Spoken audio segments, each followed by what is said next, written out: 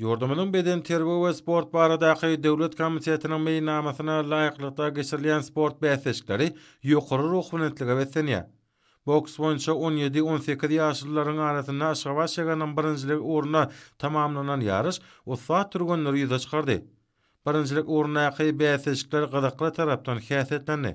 Bir-birine tapatly duşuklardan ibaret bolan ýaşda taýýarlygy ýokary bolan turganlar ýeňiş gazanýarlar.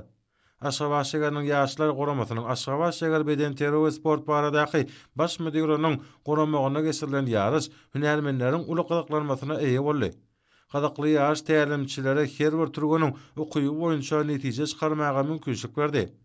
Her günlerde ýygy geçirilýän ýarışlar turganlaryň ýokary taýýarlygyny gorkadýar. Bir-birine tapatly duşuklar ussatlaryň öňe saýlanmagyna mümkinçilik berýär. Üstünlük turganlaryň ýygy taýýarlygynyň fazlasy işleriniň netijesidir. Ýarışlar turganlarymyzyň ussatyk derejesiniň barha ýokarlanýanynyň öz boşly sutnamasyna öwrülýär.